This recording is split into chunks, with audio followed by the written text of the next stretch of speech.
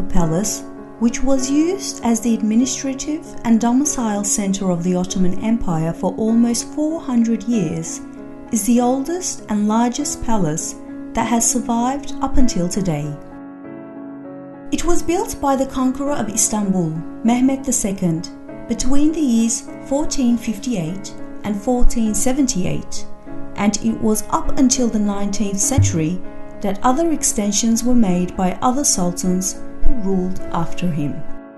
During the reign of Sultan Abdülmecid, the palace lost its primary importance as it was seen to be inadequate for the needs of the state protocols of the 19th century, and therefore had moved to Dolmabahce Palace, built on the Bosphorus in 1854. However, the Sultanate's treasures, the holy relics, and the archives of the empire were protected, and certain traditional ceremonies and celebrations continued to take place at Topkapi Palace.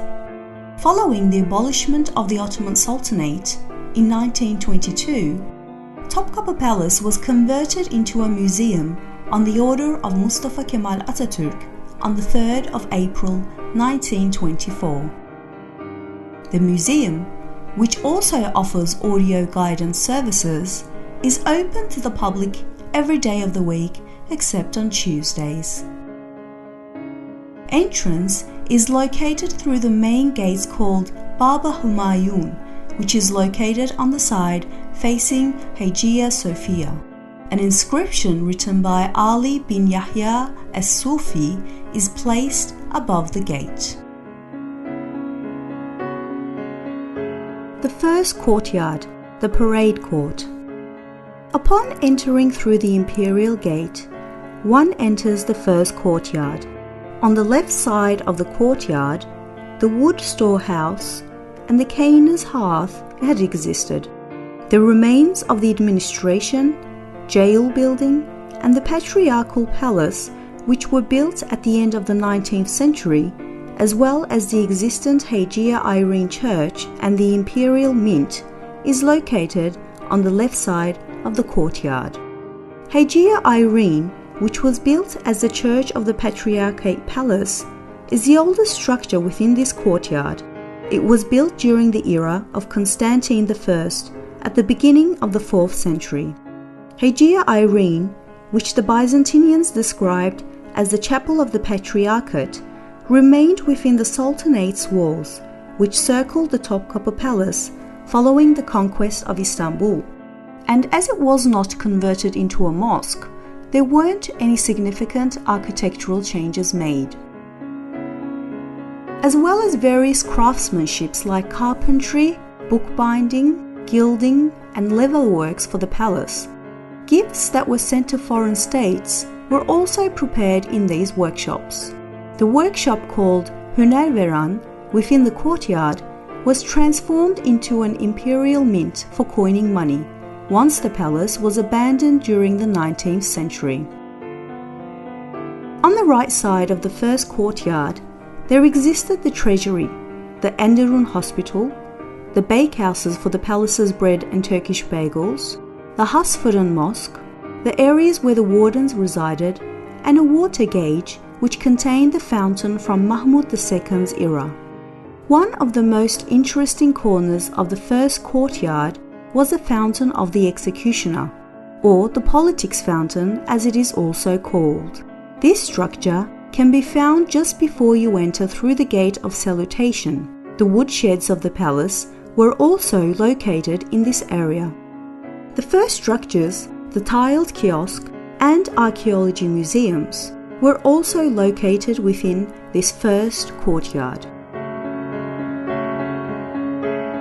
The second courtyard, the Divan Square. The two-towered entrance gate, called Babus Salam, which is the passage to the actual palace and also called the middle entrance, has become a symbol of glory of Topkapi Palace and the Ottoman Empire. This was the entrance in which only the Sultan could enter through on horseback, while the Grand Viziers and other state officials would step down from their horses. The women of the palace would pass through it in their sultanate carriages. The two towers above the gate were built during the era of Kanuni Sultan Solomon. Within these towers, there also existed the gatekeeper chambers, which was used to welcome foreign ambassadors who came to the palace until permission for their entrance were granted. The Divan Square, which was built in the 1460s as the second courtyard of the palace, was a ceremonial ground where the state affairs took place.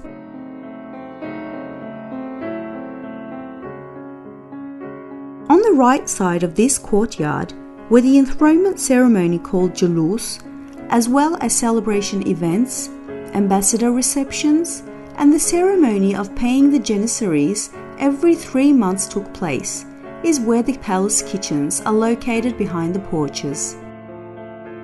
One of the most valuable collections of Topkapi Palace Museum are the Chinese porcelains, which are exhibited together with the Japanese porcelains in Matbah-ı Amire, in other words, the kitchen. The copper and bronze artifacts are exhibited within the Helvahane section of the kitchen. In the Istanbul glass and porcelain section of the Sherbethane and Helvahane, there are almost 2,000 pieces of artifacts. The Ottoman and European silverware, which have been exhibited in the kitchen section, as well as the European porcelain and glassware, are not currently on exhibition. The Kubbe Altı, which is the only tower of the palace located on the left side of the Divan Court, where the Imperial Council meetings were held, is the Justice Tower, which symbolizes the location where justice is represented.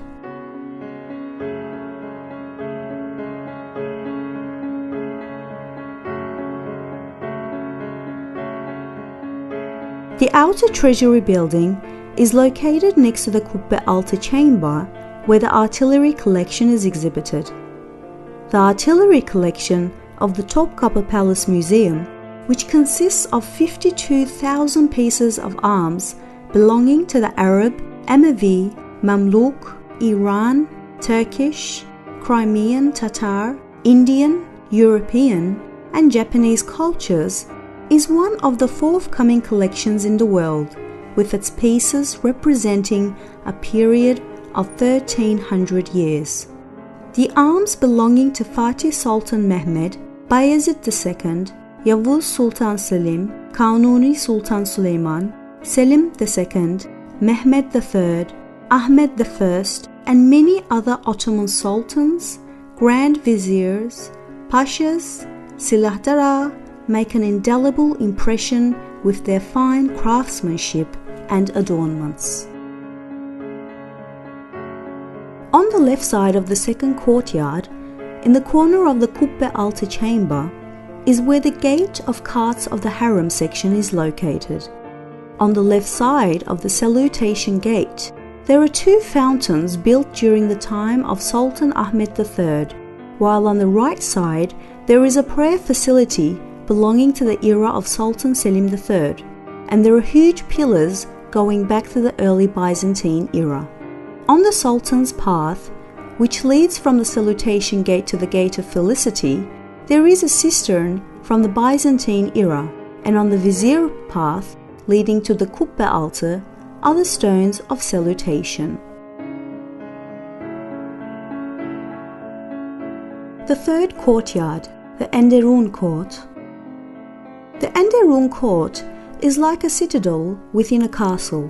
When the doors of the court, which are surrounded by stone structures, are closed, it is impossible to enter into this area. The courtyard, which consists of a 9-decare area, mostly accommodates dormitories. Once through the Gate of Felicity, the first structure located in the Enderun Court is the Chamber of Petitions, or the Audience Chamber. The area behind the Chamber of Petitions is where the library of Sultan Ahmed III exists, which is located in the middle of the courtyard. On the right side of the court is the Enderun School and Music Room, which was the palace university raising high state officials, the dormitory of the expeditionary forces, the remains of a hammam belonging to the era of Sultan Selim II, and the Fatih Kiosk, where the treasures of the palace are exhibited today. As well as having a great economic, spiritual, and historical value, a great part of the imperial treasury includes the gifts presented to the sultans during the visits of the foreign ambassadors, gifts for the wedding ceremonies, births, and during the circumcision celebrations of the sultan's sons. While some of these gifts in the treasury include gifts from all corners of the world, some of them, on the other hand, are the works of art of local artists, who had presented these to the sultans, which in return provided them with the support and bounties of the sultans, as well as receiving new orders for other pieces of art. Uthman's sword, as well as the world-famous spoonmaker's diamond, is exhibited in the 4th Treasury Room. Within the wards, on the right side of the 3rd courtyard, is the collection of the Ottoman Sultan's attires. In the Sultan's attire collection, which includes the most prosperous samples of Ottoman fabrics, consists of all the attire of the sultans and princes' clothing, beginning from the second half of the 15th century until the beginning of the 20th century. The left side of the 3rd courtyard is where the privy chamber with its 4 domes are located. The holy relics are exhibited and preserved here.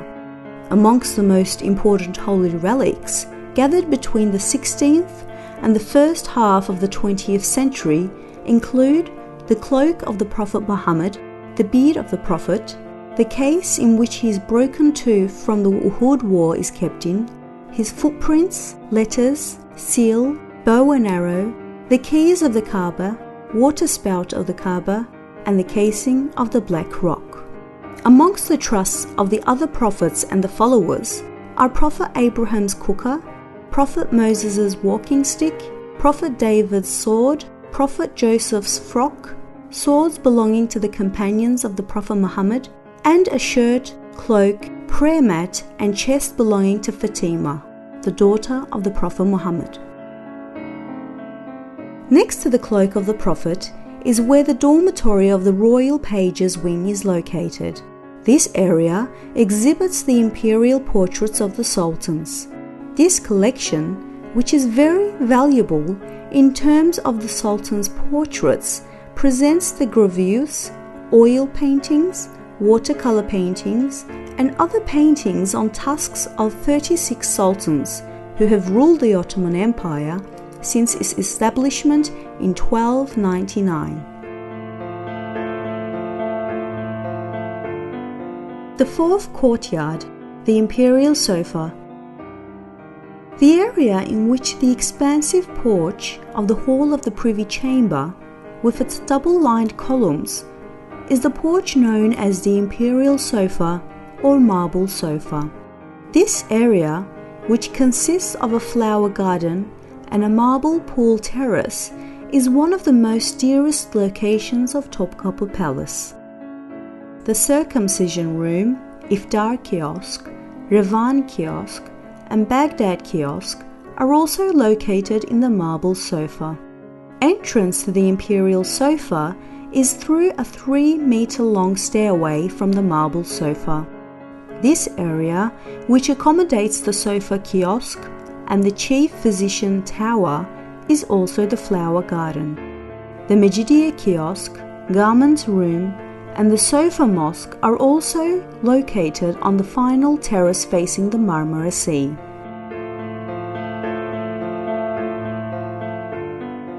The harem. The harem, which forms one of the most important areas of Topkapi Palace and where the sultans had resided with their families, is a very crucial complex in terms of historical architecture, as it has reflected the attributes of different architectural styles belonging to the 16th century until the beginning of the 19th century. This area has been meticulously circled by high walls, separating it from the salutation area and the areas of administrative functions. There are more than 300 rooms in the harem, with 9 bathhouses, 2 mosques, 1 hospital, wards, and a laundry room. It had been severely damaged during a fire in 1665. The current state of the harem has been attained by many years of renovations and additions. The general structure of the harem is formed by courtyards following one another. The doors which separate these courtyards lead to the wards, rooms, kiosks, and administrative service buildings.